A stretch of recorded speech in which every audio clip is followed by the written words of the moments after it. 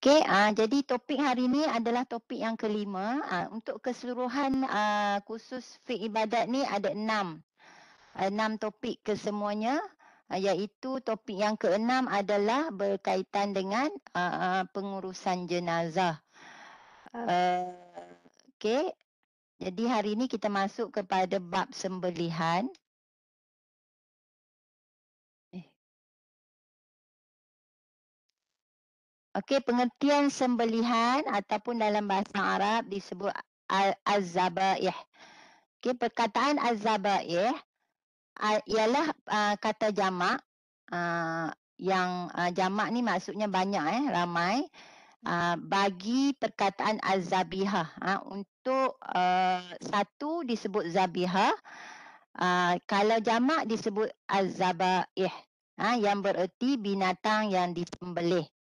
Okay, ia bermaksud binatang halal yang sempurna penyembelihannya mengikut syarak. Binatang halal. Kalau binatang tu binatang haram, walaupun disembelih mengikut syarak, ia tetap haram. Sebab sembelihan ni, bab sembelihan ni, kita kena sembelih ikut syarak, dan binatang yang disembelih itu juga mestilah binatang yang halal dimakan bagi umat Islam. Tujuan penyembelihan dalam Islam adalah untuk menghalalkannya semata-mata mematuhi perintah Allah Subhanahu Wa Taala. Selain daripada itu, tujuan sembelihan juga kita dapat uh, me, kita dapat memisahkan darah daripada tubuh binatang tu. Sebab darah tu adalah najis kan. Okey. Hikmah sembelihan. Okey, semua syariat dan agama mengharamkan bangkai binatang atau menghukumnya sebagai najis. Jadi penyembelihan secara syarak adalah sebagai penentu sama ada binatang yang mati itu najis ataupun tidak. Jadi bab sembelihan ni dia penting sebab kita sembelihan binatang tu, daging yang disembelih tu kita makan, kita akan makan dan dia akan menjadi darah daging kita. Jadi penting bagi kita untuk dari segi menitik beratkan dari segi halal haram sesuatu, daging ataupun ayam, lembu ataupun binatang-binatang lainlah yang kita nak makan tu. Kita kena pastikan ia disembelih, dan kalau kita beli dari kedai, kita kena pastikan bahawa ia daripada sumber yang halal.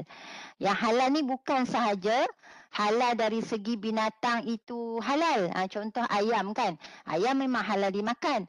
Tetapi kita juga kena pastikan bahawa ayam itu adalah halal dari segi proses penyembelihannya mesti mengikut hukum syarak. Okey? Yang kedua, syariat Islam menghukumkan darah sebagai najis dan wajib dijauhi kerana banyak kemudaratannya. Darah apa juga darah lah adalah najis, dan dia ada banyak mudarat. Jadi penyembelihan dalam Islam mengikut syarak adalah salah satu cara kita nak membersihkan binatang itu daripada darahnya. Okey, ini hikmah penyembelihan. Okey, cara penyembelihan. Okey, cara penyembelihan ada 3. Secara umumnya lah. Secara umumnya ada 3. Yang pertama, az-zabhu. Kita kalau dalam bahasa Arab kita sebut sebagai az-zabhu. Az-zabhu adalah penyembelihan pada leher binatang di sebelah atas halkum mengikut syarat-syarat. Sembelihan cara ini adalah bagi semua binatang yang dapat dikawal atau dijinakkan. Binatang yang dapat dikawal maksudnya kita boleh tangkap dan boleh kita jinakkan dia lah. Ini maksudnya sembelihan az-zabhu ni kita boleh terpakai kepada binatang-binatang yang boleh dijinak. Okey, yang kedua adalah an-nahru, iaitu penyembelihan pada leher binatang di sebelah bawah halkum. Cara ini sunat bagi menyembelih unta. Menurut ulama fiqh, penyembelihan unta secara an-nahru adalah supaya ia cepat mati kerana lehernya yang panjang. Okey?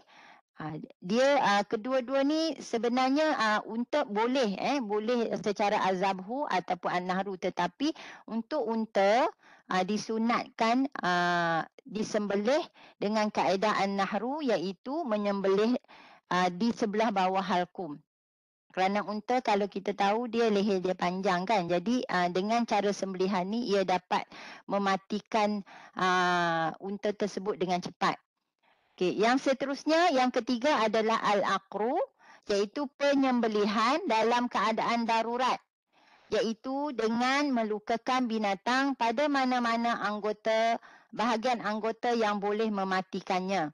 Cara ini digunakan apabila binatang menjadi liar dan tidak dapat dikawal, sebagaimana penyembelihan binatang buruan. Al-aqru ni kita menyembelih binatang dengan cara kita melukakan mana-mana bahagian anggota badan binatang tersebut yang boleh mematikan binatang tersebut. Kaedah ni digunakan untuk binatang-binatang liar ataupun binatang yang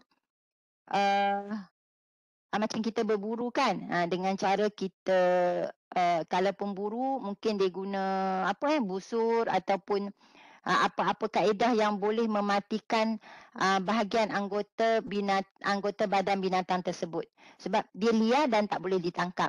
Ataupun satu lagi, binatang-binatang yang contohnya terjatuh ke dalam lubang yang dalam dan sebagainya kan, tak boleh nak angkat dalam keadaan dia hidup. Jadi kita boleh gunakan kaedah al-aqru ni. Kita melukakan mana-mana bahagian anggota badan dia dengan cara kita melukakan dia tu boleh mematikan binatang tersebut. Okey. Okey, bagi cara 1 dan 2, az-zabhu dan an-nahru tadi, wajib memutuskan dengan sempurna urat halkum dan marih. Marih ataupun ada sebut marik kan. Marik. Ni dekat sini urat halkum yang kuning. Kalau kita tengok dalam gambar rajah ni, boleh nampak Okey, kita tengok yang kambing ni. Halkum adalah yang tengah yang warna kuning ni, dan di kiri kanannya adalah marik ataupun marih. Jadi kita mesti wajib memutuskan dengan sempurna urat halkum dan marih. Okey, mazhab Syafi'i berpendapat hanya diwajibkan untuk memutuskan 2 jenis urat, iaitu urat halkum dan urat marih sahaja. Namun sunat hukumnya memutuskan 2 urat salur darah yang berada di kanan dan kiri leher binatang yang disembelih bagi mempercepatkan kematiannya. Okey? Tapi yang wajib diputuskan adalah urat halkum dan marih, diputuskan dengan sempurna. Okey. Ini bagi yang kaedah yang tadilah, yang pertama dan yang kedua. Syarat-syarat sembelihan. Syarat-syarat sembelihan. Orang yang menyembelih, syarat orang yang menyembelih. Okey. Yang pertama, penyembelih hendaklah beragama Islam atau ahli kitab. Ahli kitab ni selalunya zaman sekarang ni memang susah kita nak ni lah. Ahli kitab yang beragama Yahudi dan Nasrani. Selalunya zaman terdahulu, ahli kitab pun bagi umat Islam boleh juga mengambil penyembelih daripada ahli kitab, iaitu orang yang beragama Yahudi dan Nasrani yang betul-betul alim dalam agamanya lah. Jika penyembelih seorang yang murtad, penyembah berhala, tidak percaya kepada Allah atau Majusi, maka hukum sembelihan mereka tidak halal. Tak boleh. Kita kena pastikan tukang sembelih ayam ataupun lembu, daging kambing dan sebagainya tu mestilah syaratnya kalau sekarang ni beragama Islam lah. Okey, beragama Islam. Tak boleh kita nak ambil daripada penyembelih tu daripada agama lain yang sembah berhala dan sebagainya. Macam-macam agama lah sekarang ni kan. Jadi kena pastikan beragama Islam. Melakukan sembelihan kerana Allah. Okey, melakukan sembelihan kerana Allah, bukan sebab lain. Orang yang maksudnya niat dia menyembelih itu adalah kerana Allah, untuk melakukan sembelihan tersebut. Ini syarat orang yang melakukan sembelihan. Okey, yang kedua, syarat binatang yang disembelih. Okey, syaratnya mestilah binatang halal, binatang yang halal dimakan. Okey, binatang yang halal dimakan. Kalau binatang tersebut haram dimakan, jelas disebut dalam Al-Quran, binatang tersebut haram dimakan oleh umat Islam, maka tidak sah sembelihan tu ataupun haram bagi kita umat Islam walaupun ia disembelih mengikut syarak. Binatang tersebut haram tetapi dia disembelih mengikut syarak, tetap haram. Okey. Binatang itu masih hidup. Tak bolehlah sembelih binatang yang dah mati, maksudnya dah jadi bangkai. Kalau dah mati tanpa disembelih tu, maksudnya mungkin dia kena penyakit dan sebagainya, mati. Okey, jadi mati dikira bangkai lah, sebab dia mati bukan disebabkan oleh sembelihan. Jadi binatang itu haram kita makan. Okey. Wajib putus urat pernafasan, urat marih ataupun marih, dan urat tempat lalu makanan, urat halqum. Mesti putus. Okey, mati dengan sekali sembelihan. Sebab tu pisau mesti tajam lah. Pisau mesti tajam. Kalau tak tajam, mungkin saya dulu waktu kecil-kecil lah kan, abah saya ni dia kalau di kampung kita panggil imam apa semua, imam kan selalu orang datang untuk sembelih semua kan. Jadi sembelih ayam, dan ayam tu lepas disembelih tu dia terbang. Jadi maksudnya dia kena sekali sembelihan. Sekali sembelihan saja, tak boleh dia buat ni tangkap balik sembelih bagi mati, sambung sembelihan tadi. Maksudnya sekali sahaja. Okey? Okey. Yang ketiga adalah syarat dari segi alat sembelihan, mestilah alat yang tajam seperti pisau. Kenapa kita tak boleh guna alat-alatan yang tumpul? Kerana ditakuti akan menyiksa binatang tersebut. Jadi kita mesti guna alat yang tajam seperti pisau, dibolehkan dari besi ataupun logam, kayu, buluh, kaca, batu atau alat-alat lain yang ditajamkan. Okey, tetapi alat yang ditajamkan ni tidak termasuk gigi, tulang dan kuku. Ini tidak dibenarkan. Okey, mesti tajam alat-alat selain daripada pisau, boleh daripada nilah, daripada alat-alat lain sebagaimana yang saya nyatakan tadi. Okey, seterusnya sunat sembelihan. Sunat sembelihan, perkara yang sunat dalam sembelihan adalah yang pertama mesti menyebut bismillah sahaja ketika menyembelih. Tak boleh sewaktu menyembelih nak sebut nama berhala ataupun nama Tuhan-Tuhan selain pada Allah Subhanahu Wa Taala. Jadi sewaktu menyembelih kena menyebut bismillah. Okey, sunat. Tapi kalau dia tak sebut bismillah, maksudnya dia tak dapat pahala sunat lah. Tetapi dia niat sembelihan tu kerana Allah. Cumanya kalau dia sebut nama-nama selain pada nama Allah, nama berhala ataupun nama Tuhan-Tuhan dalam agama mereka, jadi secara tak langsung dia tak memenuhi syarat penyembelih tadi. Dia mesti niat kerana Allah kan. Okey. Seterusnya memutuskan dua urat di kiri dan kanan leher yang berhampiran dengan halqum agar nyawa terputus dengan cepat. Ini sunat juga maksudnya urat di kiri dan kanan leher itu saluran darah tu disunatkan untuk diputuskan juga supaya binatang itu dapat mati dengan cepat. Supaya tak menyeksakan binatang tersebutlah. Penyembelih hendaklah menajamkan pisau. Ini sunat juga, mesti pisau mesti ditajamkan dengan betul-betul tajam. Supaya sekali sembelihan, kalau ayam tak apa lagi. Tetapi macam lembu kan, nak sembelih kurban dan sebagainya, kena pastikan betul-betul tajam.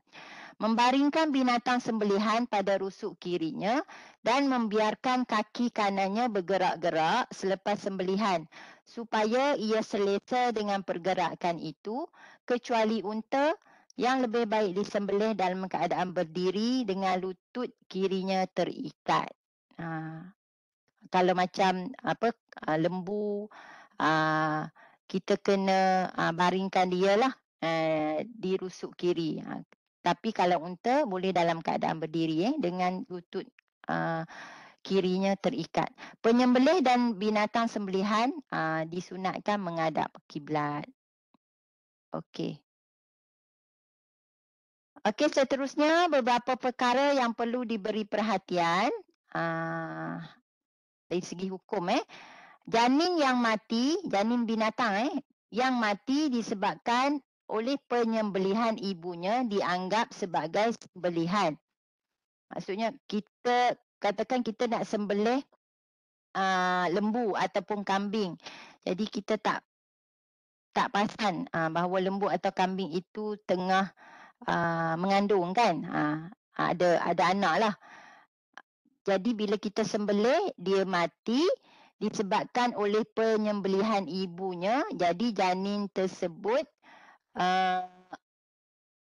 janin yang mati sebab penyembelihan ibunya dianggap sebagai sembelihan. Halal kita makan, kecuali kalau janin tersebut hidup, kita boleh biarkan dia hidup ataupun kena sembelih juga. Okey, tapi kalau kita sembelih dia, mak dia, kita tengok dia pun mati sekali, jadi janin tersebut dianggap sebagai sembelihan juga. Okay, mana-mana bahagian anggota binatang yang dipotong ketika hidupnya, hukumnya adalah sama dengan bangkai dari segi halal ataupun tidak, bersih ataupun najis. Maksudnya kalau katakan ada seekor lembu yang gemuk, yang berisi lah kan. Jadi kita nak sembelih seekor lembu tu besar sangat. Kita nak makan sikit je. Jadi orang tu dia pergi potong bahagian paha saja, contoh ambil isi saja kan. Yang tu dikira najis. Dia tak dikira sembelihan. Sebab binatang tu masih hidup, kita pergi potong bahagian tertentu saja. Okey? Dan tidak memenuhi syarat sembelihan lah. Jadi dikira sebagai bangkai, tidak halal dimakan. Walaupun lembu itu adalah binatang halal. Kecuali bulu yang dimanfaatkan untuk dijadikan hamparan, pakaian dan sebagainya. Kecuali bulu yang kita ambil daripada binatang sewaktu hidupnya. Jadi bulu itu boleh digunakan, halal digunakan untuk kita jadikan apa-apalah hamparan ataupun pakaian dan sebagainya. Asalkan binatang tersebut halal bagi umat Islam. Jadi bulu dia terkecuali daripada anggota lain yang kita potong sewaktu hidup tu. Bulu tu kita boleh guna. Okey? Pengecualian lain juga, semua jenis bulu binatang yang dipotong semasa hidupnya dikecualikan daripada hukum tersebut dengan syarat berikut. Binatang tersebut hendaklah halal. Mesti halal. Kalau binatang tu haram, contohnya bulu khinzir, contohnya kan. Khinzir tu memang haram. Jadi kita pergi potong, ambil bulu khinzir tu sewaktu dia hidup, walaupun dibolehkan kan mengambil bulu binatang sewaktu dia hidup untuk dijadikan pakaian dan sebagainya. Tetapi kalau binatang tersebut haram, dia tetap haram. Jadi kena binatang tersebut mestilah halal. Bulu binatang tersebut dipotong semasa hidupnya atau setelah disembelih mengikut syarak. Dia boleh sama ada kita ambil bulu binatang halal tadi sewaktu dia hidup, yang tak menjejas malam. Maksudnya lepas kita potong bulu dia tu, contohlah bulu kambing biri-biri contohnya kan. Jadi kita potong bulu dia, kita ambil bulu dia, waktu dia hidup ataupun selepas disembelih mengikut syarak boleh. Bulu tersebut bukan dari anggota yang terpisah daripada badannya semasa hidup. Bulu bangkai binatang adalah najis. Tadi saya katakan, saya bagi contoh binatang lembu. Lembu yang kita potong, ambil sedikit bahagian contoh paha dia kan, sebab kita nak makan sikit je daging, jadi kita tak nak sembelih seekor, kita pergi potong je bahagian sikit, tak boleh.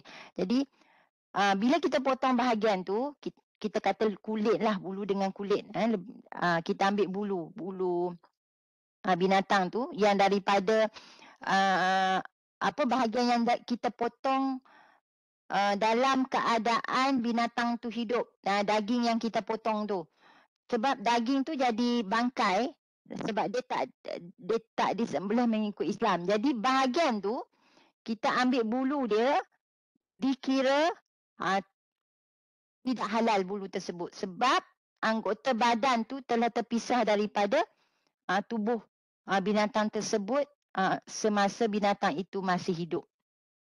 Okey. Jelas tak? Faham tak? Okey.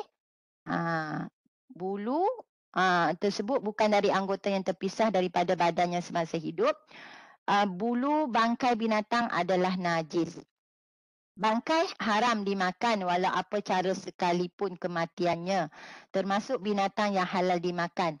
Mati tanpa disembelih mengikut syarak, kita anggap dia sebagai bangkai. Okey. Maksudnya kalau katakan kambing.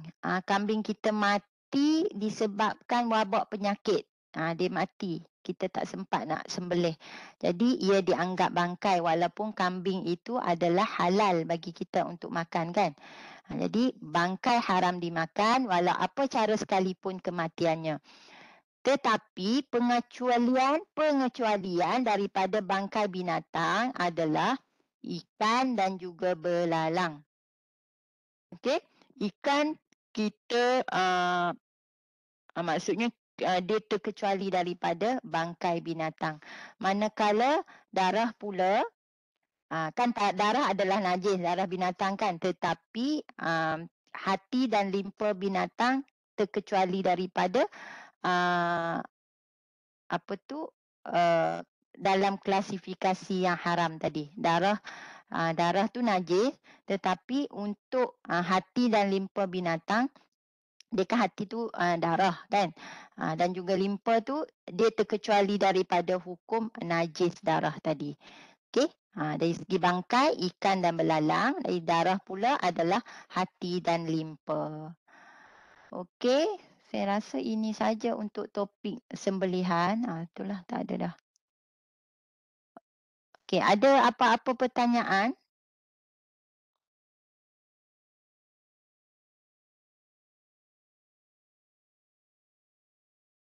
Ada tak? Nota ni saya dah bagi pada kamu ni. Ada apa-apa nak tanya tak?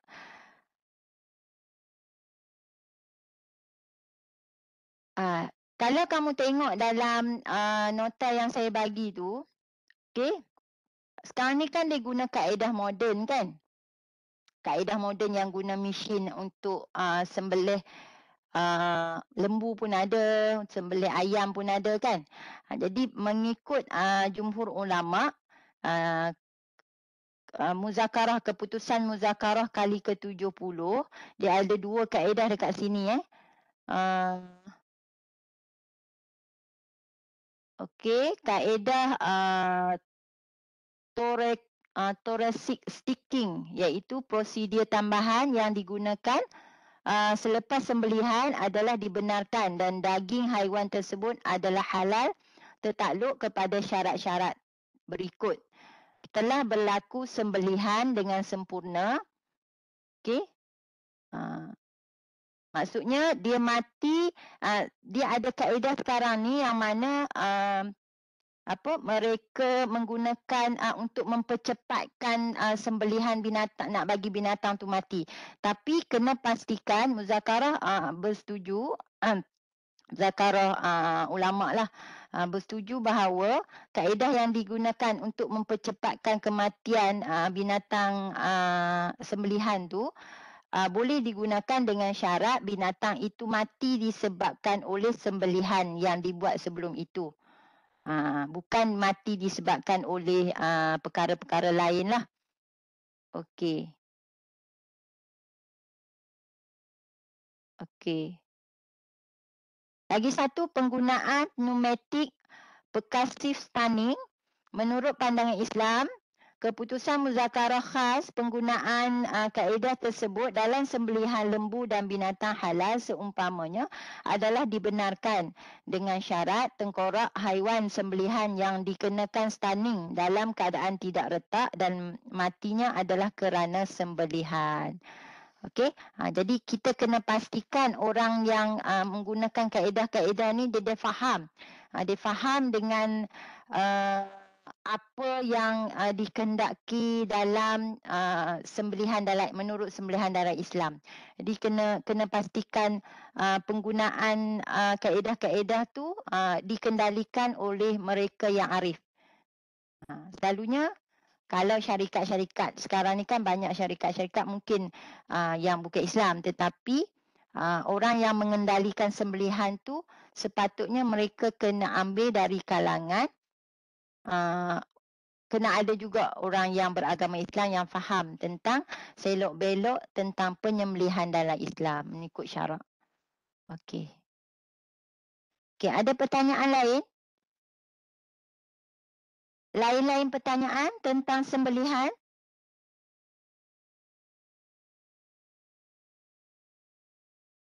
Ada, Doktor. Tak ada. Kat sini ada yang dah biasa sembelih. Sembelih ayam ke, sembelih sekurang-kurangnya sembelih ayam, ada yang dah biasa?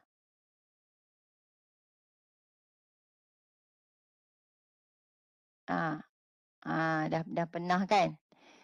Sembelih ayam. Okey, praktikal.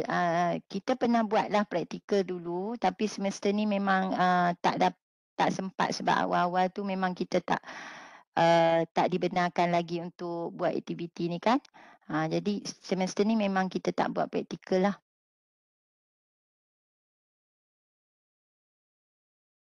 Okey. Lain-lain pertanyaan kalau ada? Selain daripada topik sembelihan atau kamu nak tanya ke berkaitan dengan tugasan kamu ataupun lain-lain? Kita ada masa lagi.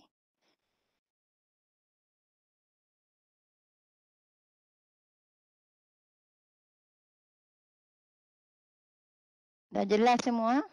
Doktor, saya nak tanya. Uzair. Kan apa tu persembelihan ni kan berkenaan dengan binatang ternakan kan. Dan yang boleh dijinakkan kan. Yang doktor Ya, kata ya. kan. Kalau macam binatang yang macam berkaki empat dan boleh dijinakkan selain daripada lembu, unta, kambing dan sebagainya tu, macam kuda ke macam mana doktor? Sebab dia pun berkaki empat juga, dia pun boleh dijinakkan juga macam tu. Kuda macam tu lah.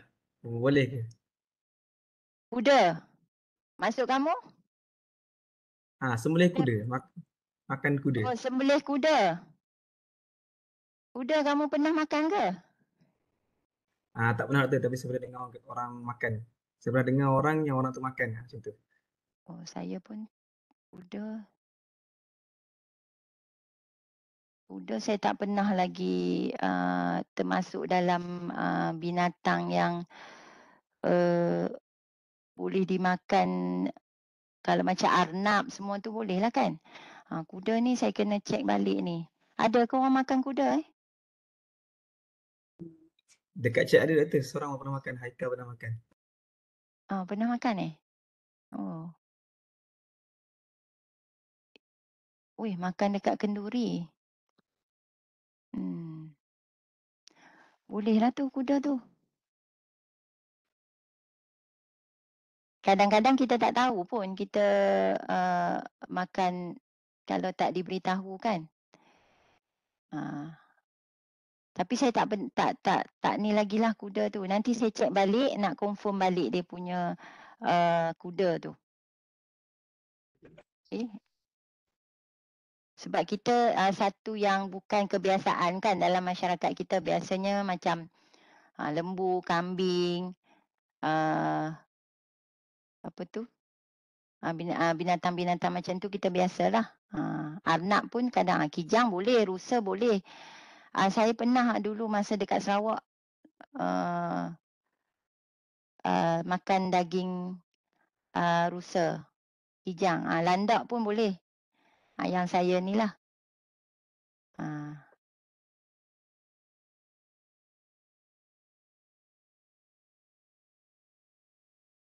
Kuda ni saya tak pernah makan ni. Ada lain-lain?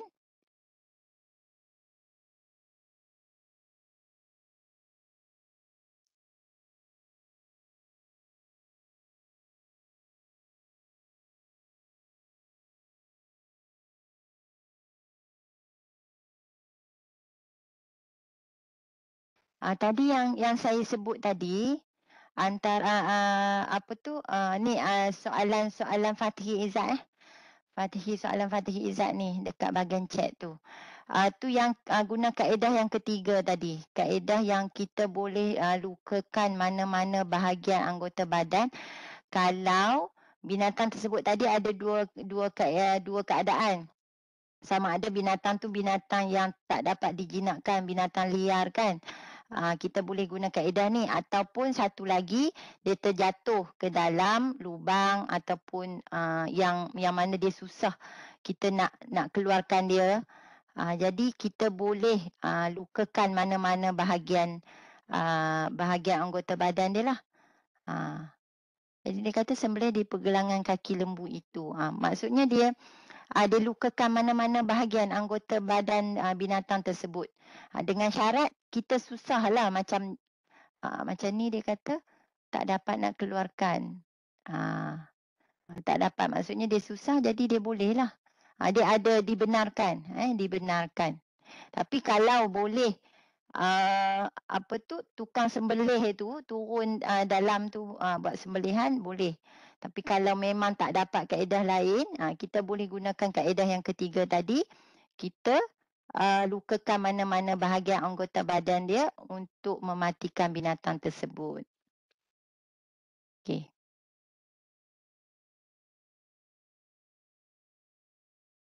Lagi? Doktor saya nak tanya, kalau berkenaan dengan binatang yang kita buru macam apa dekat hutan tu, rusa ke kijang ke apa, kita tembak. Kalau tembak tu macam mana doktor? Boleh makan tak? Dia boleh tembak boleh. Tembak ataupun kita guna, maksudnya dia adalah kita menggunakan sama ada mematikan peluru tu dia benda yang tajam lah kan, besi kan. Tembak ataupun kita panah dia, busur. Yang kaedah yang ketiga tadi, kita mematikan dia dengan cara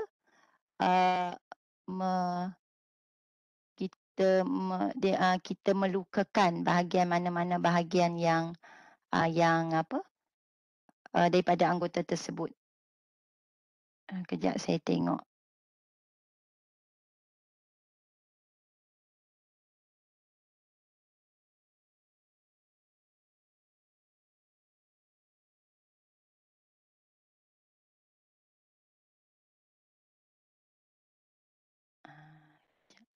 Ada orang tanya pasal kuda, daging kuda.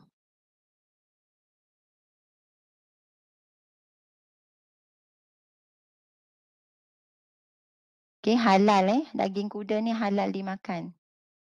Maksudnya bolehlah. Jap. Sebab saya tak pernah ni. Okey. Hmm.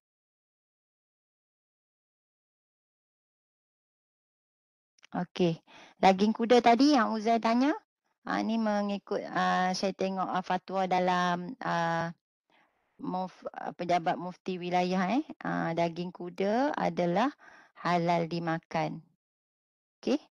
Dibolehkanlah. Saya tak pernah makan ni, saya tak pernah dengar ni, jadi bagus juga kamu tanya ni. Apa tu,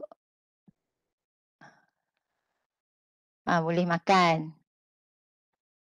Cuma kita ni tak biasalah kalau orang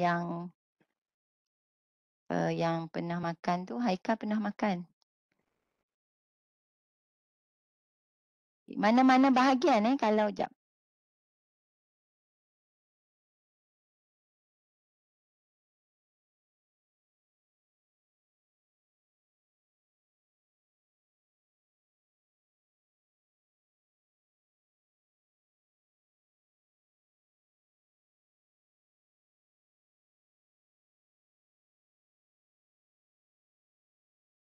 Jap.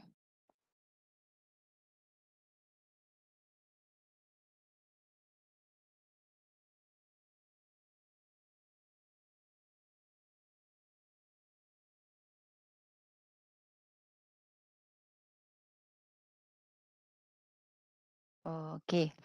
Ah, ah, untuk yang, kalau kita gunakan, binatang buruan, dia kena tengok kalau kita nak guna peluru tu, kena pastikan peluru itu, uh, peluru, dari jenis yang maksudnya besi tu dia mesti tajam.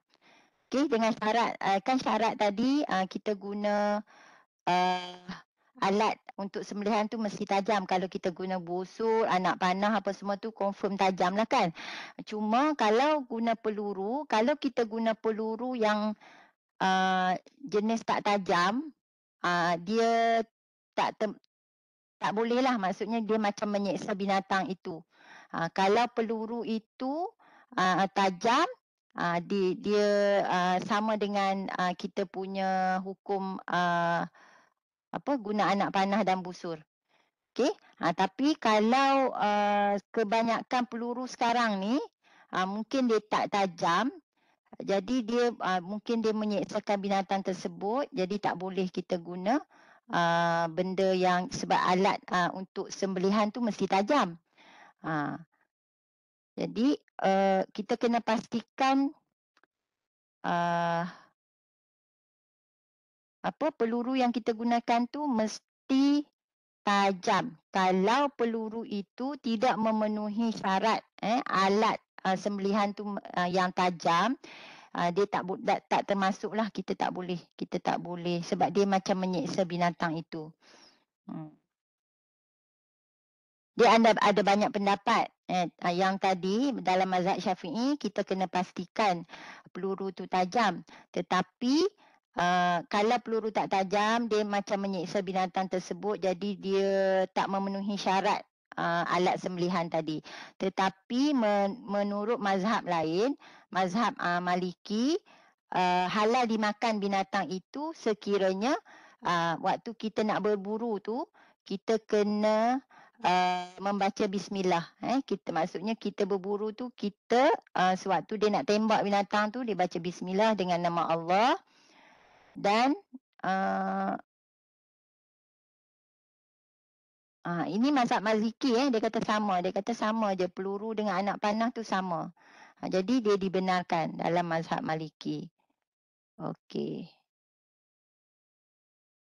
Okey. Kalau luka tembakannya tidak sampai dapat mematikan haiwan itu, maka kalau dia, contohnya dia tembak binatang tersebut tak mati. Jadi kena cepat-cepatkan dan dapatkan binatang itu dan kena sembelih kalau binatang tu tak mati. Jadi kena sembelih, baru boleh dimakanlah. Ni menurut mazhab Maliki. Okey?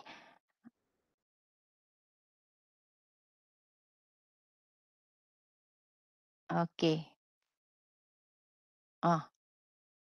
Busur yang ada racun.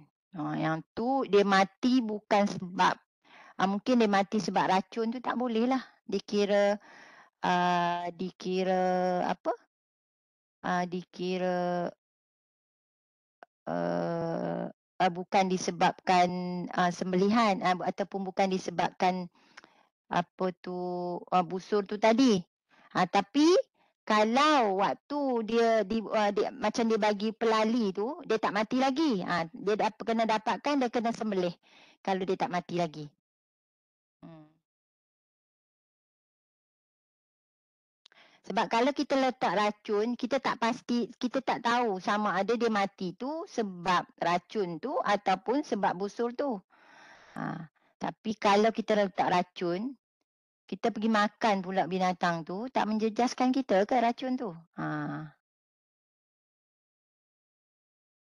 Takut takut kita makan, kita sekali mati sebab racun tu. Tapi kalau binatang mengikut mazhab Syafi'i tadi untuk yang Uzair tanya tadi, tembak tadi peluru itu cuma pandangan mazhab Syafi'i, yang sekarang peluru yang ada sekarang dikatakan tidak memenuhi syarat untuk alat sembelihan yang tajam tadi. Tapi kalau peluru yang dicipta memang tajam, boleh kita berburu menggunakan senapang ataupun pistol. Tapi kalau peluru tu tak tajam, dia tak memenuhi syarat. Jadi dalam mazhab Syafi'i, binatang yang mati disebabkan perburuan menggunakan pistol atau senapang dengan peluru yang tak tajam tadi, dikira tidak halal binatang itu. Tapi kalau guna anak panah atau busur boleh. Tetapi bagi mazhab Maliki dibenarkan. Maksudnya binatang yang ditembak mati hasil perburuan lah kan. Hasil perburuan menurut mazhab Maliki yang ditembak dibenarkan. Kita tengoklah dalam keadaan sebab situasi keadaan ni lah, contohnya kalau kita pergi berburu kan, kalau dalam keadaan kita sekarang ni yang masih lagi ada makanan apa semua tu, kita kena guna pakai yang mazhab Syafi'i lah. Contohnya dalam keadaan kamu dalam hutan, tak ada ni apa semua kan, hanya perlu menggunakan peluru, tembak pistol saja untuk dapatkan binatang dan sebagainya. Jadi kita boleh diberi kelonggaran lah, kita nak ikut mazhab Maliki. Okey.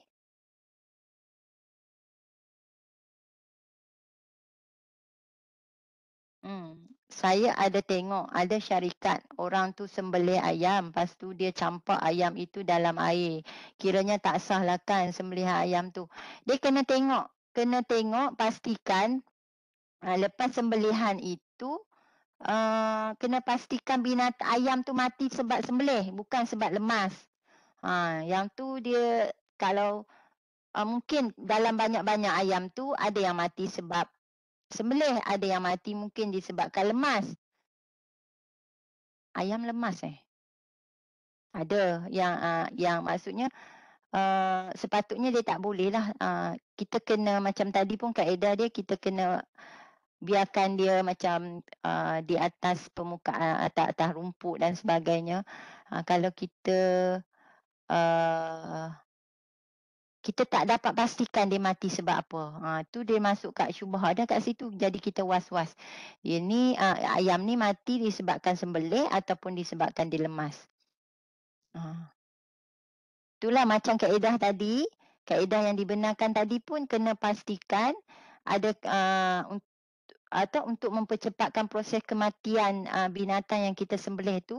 Tapi kita kena pastikan dia mati disebabkan kita sembelih tadi, putus urat halkum dan urat marih tadi.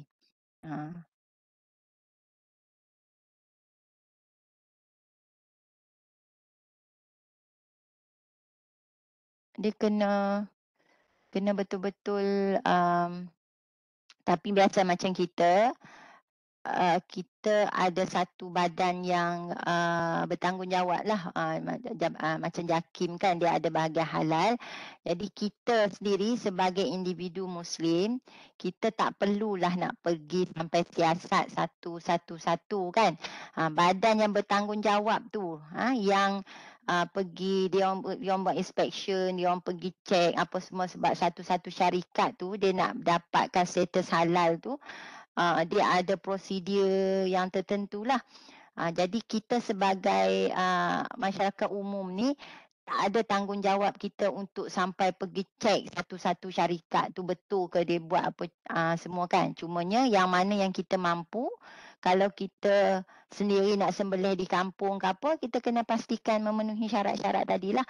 Kalau macam kita nak beli ayam ataupun beli daging kambing ke apa semua tu, kita kena pastikan betul-betul dia dah dapat sijil halal yang disahkan oleh JAKIM. Dan pihak JAKIM lah yang sepatutnya yang buat inspection, yang pastikan prosedur halal syarikat tu betul-betul memenuhi syarat dalam syarak Islam lah. Jadi kita ni tak perlu, tak ada tanggungjawab kita lah sampai nak pergi cek satu-satu ke syarikat-syarikat tu. Kita sebagai pengguna, kita kena pastikan betul-betul bukan sijil halal tu yang tiruan ataupun bukan cok halal tiruan dan sebagainya, kena pastikan yang itulah. Okey. Lain-lain?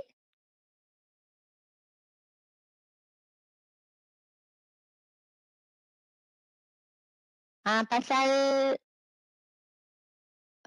tugasan ke ada nak tanya? Semua dah tahu ke nak buat borang soal selidik soalan macam mana? Jangan buat soalan macam soalan nak jawab ujian ataupun exam sebab kita nak tanya kefahaman soalan untuk tugasan kamu, tugasan kumpulan tu, kita nak tengok dari segi kefahaman pelajar ataupun kefahaman masyarakat awam lah berkenaan dengan topik-topik yang diberi kepada kamu. Contohnya bab sembelihan, kita nak tahu dia faham tak sembelihan dalam Islam ni macam mana semua tu. Jadi kamu tak boleh tanya soalan, kamu kena buat soalan pernyataan. Tak boleh tanya apakah maksud sembelihan. Tak boleh tanya tu macam nak tanya exam. Soalan mungkin pelajar-pelajar yang dah di final year ataupun di tahun 3 apa semua, kamu dah yang program-program yang mungkin dah terlibat, dah pernah buat soal selidik tu, tahu macam mana. Tapi ada yang tak faham. Jadi jangan pula tanya soalan apakah syarat sembelihan. Tak boleh. Kamu kena buat ayat pernyataan. Jadi dia orang ni cuma tanda sama ada skala.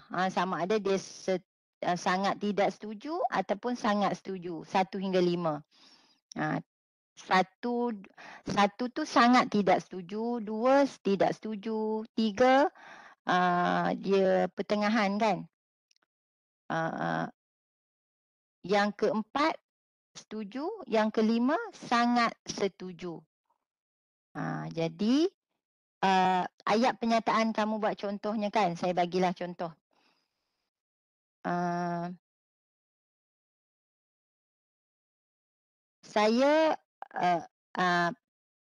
Saya faham bahawa binatang yang mati disebabkan termakan racun itu adalah haram dimakan, adalah dianggap najis ataupun dianggap sebagai bangkai. Jadi dia akan tandalah. Ataupun kamu boleh buat saya nak buat soalan, maksudnya soalan pernyataan. Tak boleh tanya tentang bab solat pun sama, tak boleh. Syarat sah solat, apakah syarat berikut adalah syarat sah solat kecuali. Tak boleh tanya soalan macam tu. Tu soalan kamu nak jawab exam. Kita nak tahu pemahaman responden kita, sama ada kamu nak pilih di kalangan pelajar ataupun masyarakat awam. Tentang topik yang kamu nak buat lah. Jadi kamu buat draft dulu, tunjuk pada saya. sebelum kamu ni lah. Ada yang dah buat pun. Ada yang dah buat. Kalau dah buat tu tunjuk dulu pada saya. Tunjuk pada saya apa yang dah kamu dapat.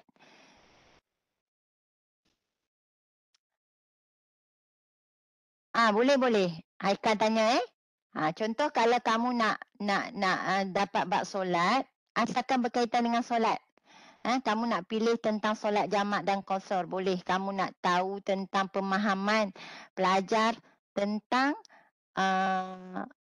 solat jamak dan qasar. Jadi kamu bolehlah buat soalan-soalan yang berkaitan dengan solat jamak dan qasar. Ataupun kamu nak tentang solat sunat ke atau solat jemaah ke, bolehlah berkaitan. Ataupun solat 5 waktu kamu nak tanya, nak tengok kefahaman mereka kan. Dari segi solat 5 waktu tu banyak boleh. Kamu dah belajar, kamu boleh ambil je, buka balik nota-nota yang saya bagi dalam nota buku ni. Nak tanya tentang waktu solat, kamu bolehlah buat ayat pernyataan yang mana jawapan dia orang tu bukan sama ada salah ataupun betul, bukan.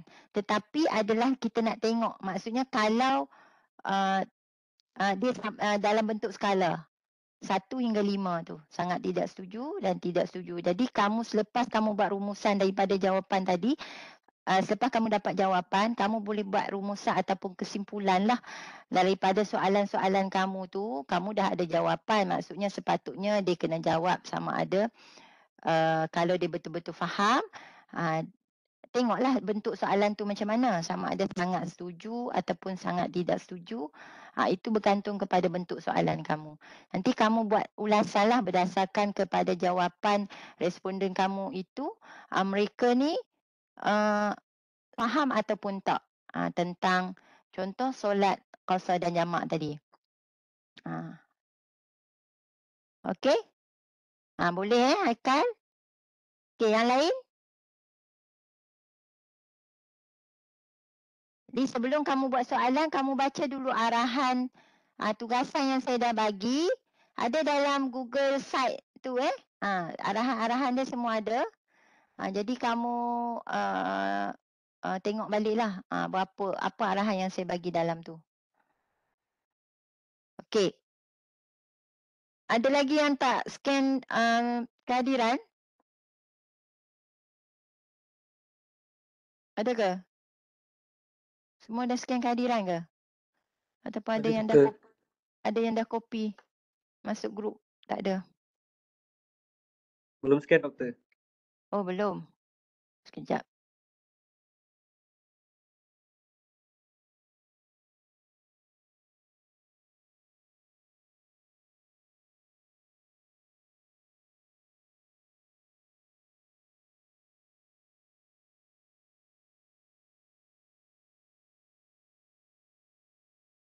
Jap. Saya stop.